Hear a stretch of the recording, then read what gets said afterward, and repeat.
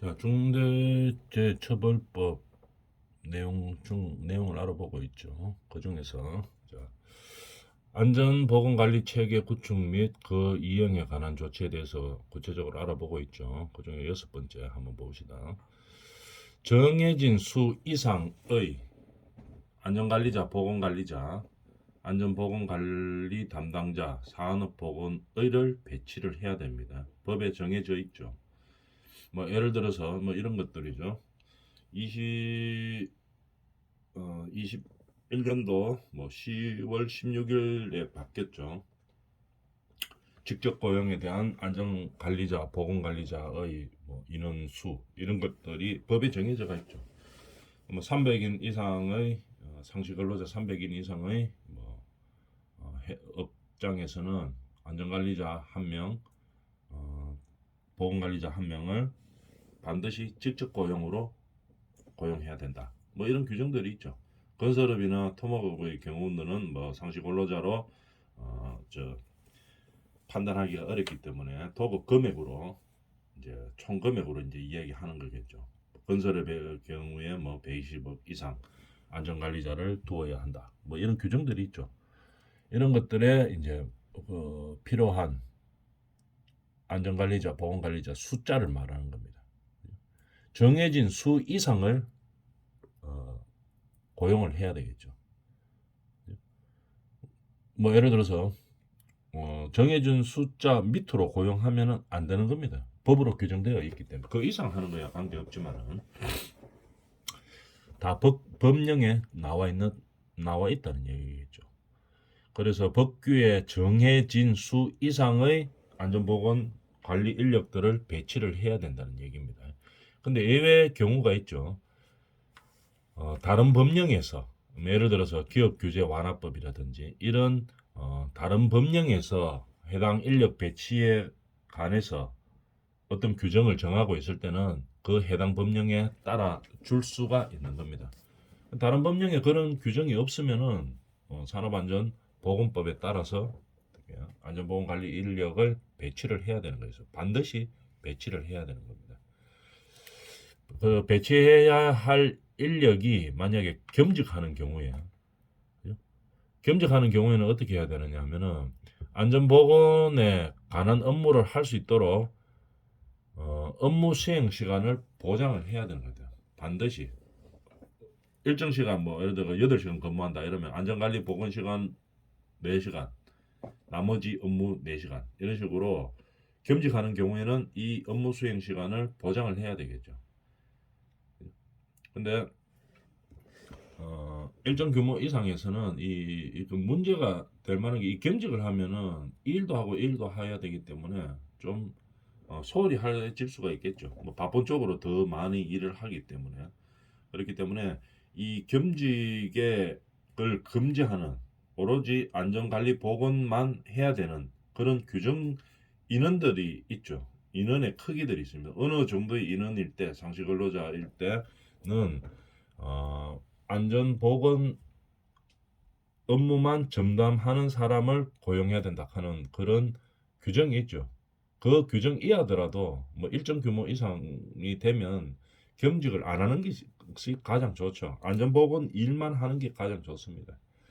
그러나 너무 작은 현장에서는 이 뭐 근로자 뭐 10명밖에 없는데 안전보건 인력 안전 뭐 1명 보건 1명 빼고 나머지 8명은 뭐 일하고 이러면은 이게 현장이 잘 돌아갈 수가 없겠죠. 그럴 때는 예외적으로 뭐 겸직을 허용하는 경우가 되더라도 그렇다 하더라도 안전보건에 관련된 업무만 수행할 수 있는 시간을 보장해 줘야 된다는 얘기겠죠. 그죠? 그런 얘기들입니다. 그 다음에 사업 또는 사업장의 안전보건에 관한 사항에 대해 그러면 우리 사업장에서 필요한 안전보건 조치들은 누가 제일 잘하는가 하면은 그 사업장에서 일하는 근로자들이 제일 잘합니다. 우리 현장에서 뭐가 필요한지 안전보건 관리 대책으로서 뭐가 필요한지 이거는 그 현장에서 일하는 사람들이 제일 잘 알겠죠. 그렇기 때문에 이 우리 현장에서 일하는 종사자들의 의견을 반드시 들어야 됩니다. 청취하고 반영을 해야 되겠죠. 어떤 우리 산업 현장에서 안전보건을 위해서 개선 사항이 무엇이다 하는 것을 반드시 들어야 됩니다. 듣고 필요한 부분은 반영을 시켜야 되겠죠. 개선 방안 마련 및 이행 여부를 반기에 1회 이상은 그렇게 해줘야 된다는 얘기입니다. 그죠? 우리 현장에서 일하는 근로자들이 필요한 안전보건 조치에 대해서 듣고 들어보고 개선할 사항은 개선해주고 이렇게 해야 되는데 이것을 반기에 1회 이상을 해줘야 된다는 얘기겠죠. 해야 되는데 만약에 의견을 들은 것으로 인정해 주는 것들이 어떤 것들이 있나 한번 봅시다. 우리 앞전 시간에 했던 산업안전보건위원회를 구성해 가지고 또는 뭐 도급인의 안전보건협의체를 구성한다든지 그 다음에 건설공사에서는 노조협의체를 구성한다든지 해서 안전보건에 관해서 논의하거나 심의해서 나왔는 의결들이죠. 이것들을 심의하고 의결했는 경우들은 이 우리 사업에서 일하는 근로자들의 안전보건 조치를 듣고 청취하고 그다음 개선을 위해서 노력했는 그런 행위로 받아들인다는 것입니다. 그걸로 봐준다는 얘기, 대처할 수 있다는 얘기겠죠. 어떤 거를 할 때 노사협의체 또는 뭐 안전보건협의체 산업안전보건위원회를 통해서 안전보건에 관한 내용을 논의하거나 심의 의결했을 때는 해당 종사자들의 의견을 들은 것으로 봐준다는 얘기입니다. 왜 이렇게 하는가 하면은 우리 현장에서의 산업안전보건상 필요한 조치들은 그 현장에 근로자들이 가장 잘 알고 있기 때문에 그 사람들의 의견을 들어서 반영하는 거겠죠. 그런 것을 반기에 1회 이상 해야 된다는 얘기입니다. 그 다음에 중대산업재해가 발생 또는 발생할 급박한 위험, 산업재해가 발생했거나 중대산업재해가 발생했거나 아니면 딱 보니까 발생할 것 같아요. 그러면 뭘 해야 되냐 이 말이겠죠. 뭘 해야 되는가 하면은 첫 번째 일단 대응 조치로서 조치 순서가 있죠. 첫 번째 작업 중지시켜야 됩니다. 일단 작업 중지시키고 그 다음에 근로자를 대피시키고 그 다음에 위에 위험 요인을 제거하는 거겠죠. 순서가 중요하죠. 위에 위험 요인을 발견했습니다. 중대산업재해가 발생했거나 아니면 발생할 것 같아요.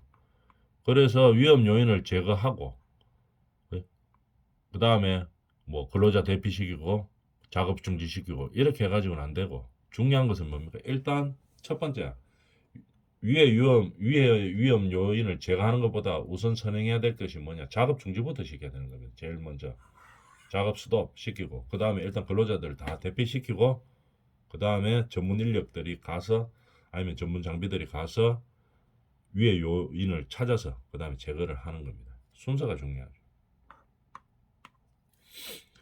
이렇게 중대산업재해가 발생했거나 발생할 위험이 보일 때, 급박한 위험이 보일 때는 이렇게 조치를 하는 겁니다. 그 다음에 산재 피해를 입은 사람들은 구호 조치를 해야 되겠죠. 그 다음에 추가 피해 방지를 위해서 조치를 해야 됩니다. 추가 피해 방지를 위해서 조치. 순서는 이렇게 하는 거겠죠. 순서가 중요하죠. 작업 중지, 그 다음에 근로자를 대피시키고, 그 다음에 위험 요인을 제거하는 겁니다. 작업 중지의 주체는 누구냐? 작업 중지의 주체는 작업 중지의 주체는 일단 사업주겠죠. 사업주가 중지를 시켜야 되는 겁니다. 근데 사업주가 만약에 그때 뭐 이 내용에 대해서 잘 모른다. 그러면은 안전보건관리 책임자가 있죠. 그 사람이 바로 딱 그 자리에 없었다. 근데 뭐 연락도 안 된다. 이러면은 연락될 때까지 기다리는 것이 아니고 그 지 체계에서 제일 책임자가 있죠. 그 사람이 안전보건 뭐 총괄 책임자나 이런 사람들이 이 순서에 따라서 작업 중지시키고 근로자 대피시키고 그다음 위험 요인을 제거해야 된다는 얘기입니다.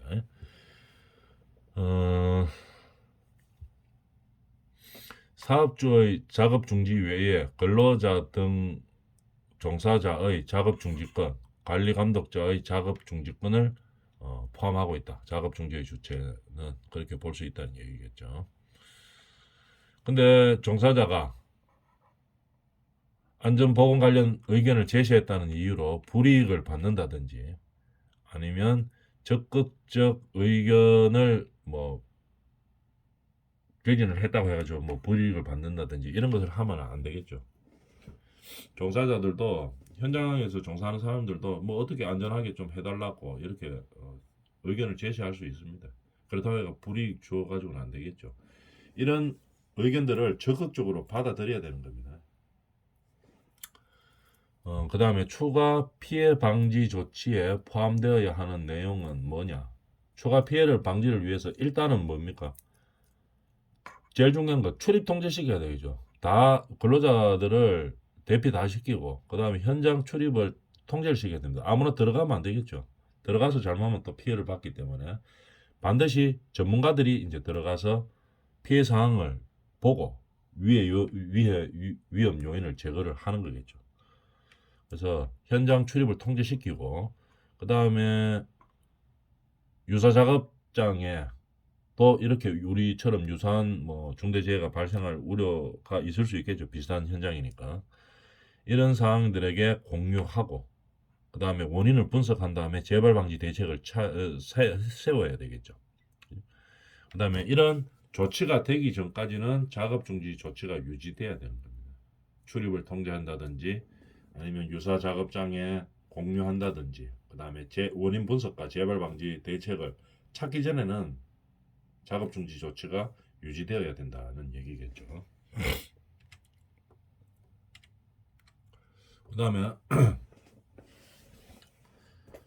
우리가 산업 현장에서 이렇게 하다 보면 우리가 직접 고용해서 일하는 경우도 많이 있죠. 제조업 같은 경우에는 일단 우리가 직접 고용해서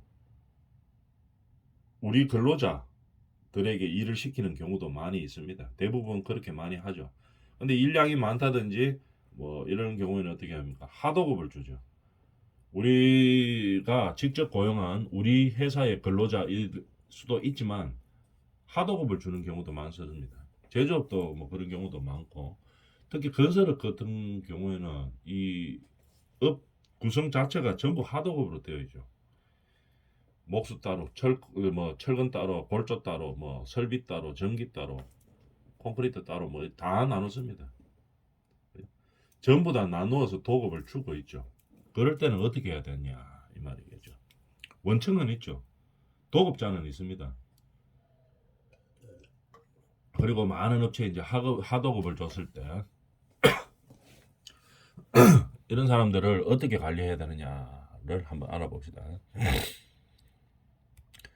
제3자에게 업무의 도급, 용역, 위탁 등을 하는 경우 어떻게 해야 되느냐? 종사자의 안전 보건 확보를 위해 기준과 절차를 마련해야 되겠죠. 어떤 이런 거를 마련해야 된다 이 말이죠.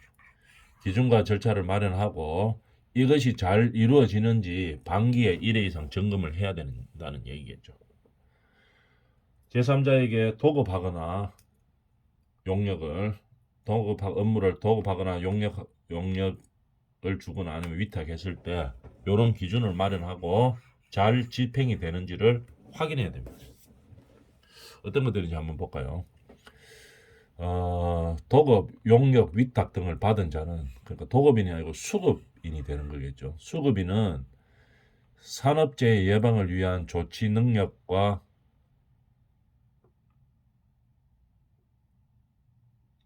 수급자의 산업재해 예방을 위한 조치 능력과 기술에 관한 평가 기준 절차를 마련하고 점검을 해야 된다는 얘기죠. 그럼 수급인이 이런 능력이 있는지 아닌지를 파악해야 된다는 얘기입니다. 평가 기준은 어떻게 수급인이 안전보건관리 체계를 구축하고 있는지를 확인해야 되고 산안법 기본사항을 준수하고 있는지도 확인해야 되고 중대산업재해 발생 여부 이 중대산업재해가 발생했는지 안 했는지 했는 경험이 있는지 이런 것들을 봐야 된다. 보고 평가해야 된다는 얘기겠죠. 그 다음에 안전보건 조치를 위한 능력과 기술 역량이 있는지를 평가해야 되는 겁니다. 그리고 업체 선정을 해야 되는 거겠죠. 업체 선정 시 안전보건 확보 수준을 평가하여 적정 수준에 미달하는 경우 어떻게 됩니까? 계약하지 않도록 해야 되겠죠. 우리가 도급 계약을 할 때 하도급 업체가 있죠. 그 하도급 업체가 안전보건 능력이 어느 정도 있는지를 파악하고 계약하라 이 말입니다. 그죠? 그 능력이라고 하는 것은 안전보건관리 체계가 있는지, 그 다음에 법을 잘 준수하고 있는지, 그 다음에 중대산업재해가 발생했는지, 한 경험이 있는지, 그 다음에 안전보건 조치를 할 능력이 있는지를 파악한 다음에 계약을 하라는 얘기겠죠. 그 다음에 도급, 용역, 위탁 등을 받는 자는 수급인을 말하는 거겠죠. 받는 자, 수급자, 이걸 말하는 거죠. 받는 자의 안전보건을 위한 관리 비용에 관한 기준이 어떻게 되는가 이 말이죠. 한번 봅시다. 시설, 설비, 장비 등에 대한 안전보건 조치에 필요한 비용, 그 다음에 개인보호구 이런 것들이 필요하죠. 개인보호구 등 안전보건 확보를 위한 비용을 포함해서 계약을 해야 되는 겁니다. 하도급을 줄 때. 근데 이제 두리뭉실하게 해가지고 안전비용, 총비용 포함하여 총도급 금액 얼마 이렇게 계산해가지고 계약해가지고 또 주고 나면 나중에 문제가 발생하면은 이 수도급 했는 사람들은 이거 안 받았다. 안전보건 비용 뭐 구체적으로 얼마인지 모른다. 이렇게 이야기할 수가 있겠죠. 책임 소재를 명확하게 하려고 하면 어떻게 됩니까? 도급인은 하도급을 줄 때 총 금액이 아닌 항목별로 구체적으로 명시를 하고 줘야 됩니다.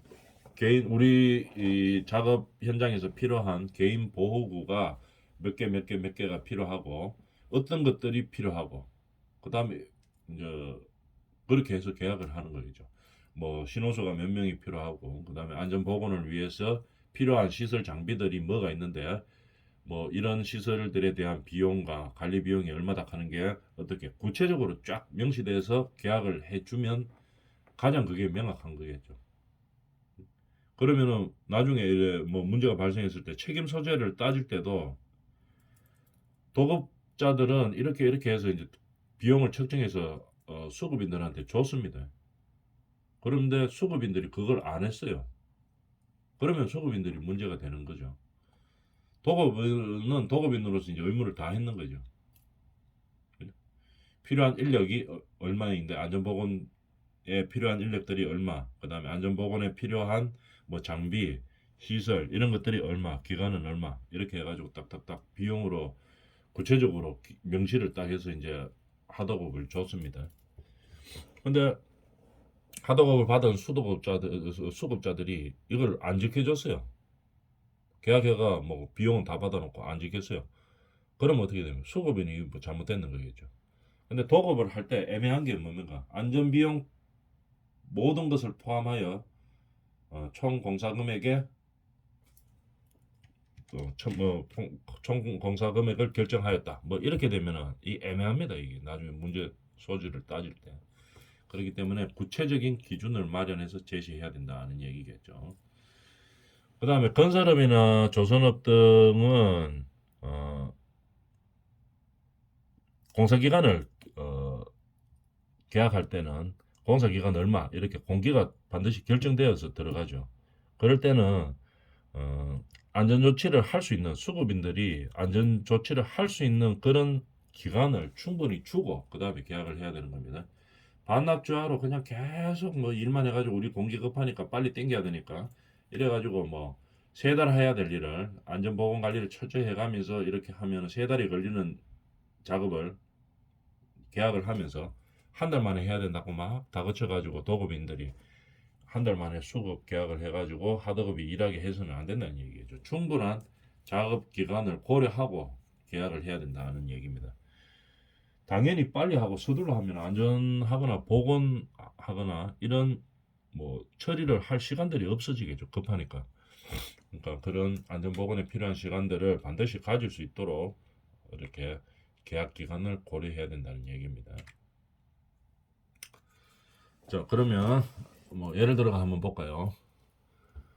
도급 사업 안전보건관리 운영 매뉴얼을 발췌해가지고 한번 봅시다. 이렇게 수급업체 안전보건 수준 평가 주요 항목 뭐 어떤 항목을 주요하게 보는지를 우리가 한번 보는 겁니다. 중대재해처벌법에서 요구하는 도급, 용역, 위탁 등을 받은 자의 수급인 말하는 거죠. 수급인의 산재 예방 조치 능력 및 기술 평가와 평가 항목이 다르므로 그냥 참고용으로만 써라 이렇게 이야기하고 있죠. 요건 그냥 참고만 하면 되는데 이 정도 능력은 있어야 되는 겁니다. 그죠? 여기서 점수가 좀 높게 나와야 되겠죠. 이 점수가 평가하는 항목의 기준은 아니지만 이렇게 평가하는 주요 항목이다 이 말입니다. 어떻게 한번 봅시다. 도급 수급인의 안전보건 방침 적정 여부 한 5점 정도 배치를 하고 있네요. 일반 원칙이죠. 그다음 계획 수립, 산재 예방을 위해서 활동을 위해서 수급인의 이행 계획 적정 여부, 도급 받은 이 수급자들이 어떤 계획을 수립하고 있는지 안전보건 관리 체계를 형성하기 위해서 어떤 계획을 하고 있는지 여기다가 10점을 배점한다 이 말입니다. 그 다음에 이행 계획 추진을 위한 구성원의 역할 분담, 이행 계획 추진을 위한 구성원의 역할 분담, 본사와 현장의 역할이 분담이 잘 되어 있는지, 구성원을 어떻게 분담하고 있는지를 5점 배치한다 이런 얘기겠죠. 위험성 평가, 실행 수준에서 요렇게 나눌 수가 있습니다. 위험성 평가, 안전점검, 이행 확인, 교육 및 기록, 안전작업 허가 이렇게 되어 있죠. 위험성 평가 결과에 대한 이해 수준, 그 다음에 자체 유해 위험 방지 평가 수준이 적합하게 되어 있는지에 5점을 배점할 수 있다 이 말이겠죠. 보호구 착용 확인 포함, 그죠? 안전점검 및 모니터링이 잘 되어 있는지, 보호구를 착용이 잘 되어 있는지 이런 것들을 점검하는 점검 점수를 한 10점 주고 있습니다. 그 다음에 안전조치 이행 여부에서 10점. 도급업체의 지도 조언에 대한 이행 포함.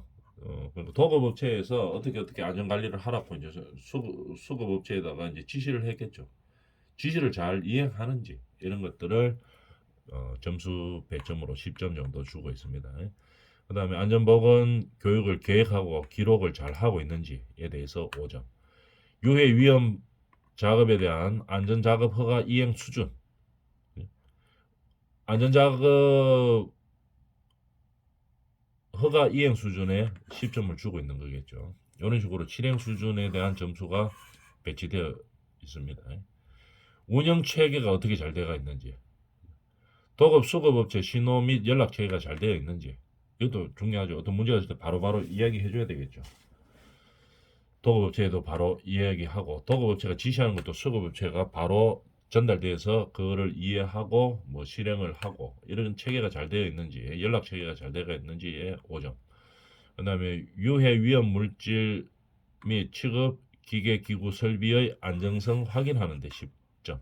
어떻게 위험 물질 및 설비를 사용하는지 그 안정성 확보에 10점을 주고 있습니다. 그러니까 안전한 뭐 기계 기구 설비를 사용하고 있는지 그거에 대해서 평가해보라 이 말이겠죠. 비상시에 대피 피해 최소화 대책이 있는지, 그죠? 어떤 비상시에 대책이 있느냐, 어떤 대책을 가지고 있느냐 여기에 5점 정도를 주고 있습니다.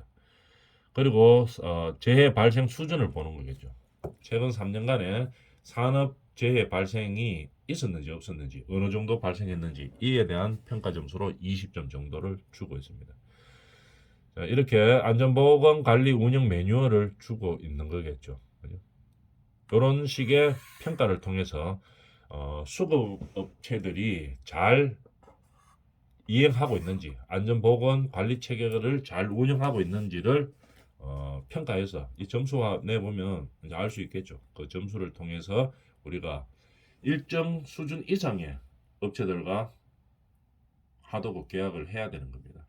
전혀 뭐 이런 것들이 지켜지지 않는 업체, 그러니까 수준이 너무 안전보건에 대한 EM 수준 자체가 완전히 떨어진 업체들하고는 하도급 계약 자체를 하면 안 되겠죠.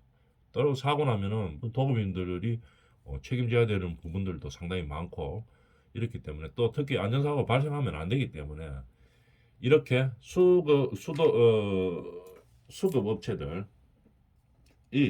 안전보건 관리를 할 수 있는 수준의 업체들과 하도급 계약을 해야 되고 그 평가의 기준들은 이런 것들이 있다 하는 것들을 알아놔주면 되겠습니다. 이번 시간 여기까지 합니다.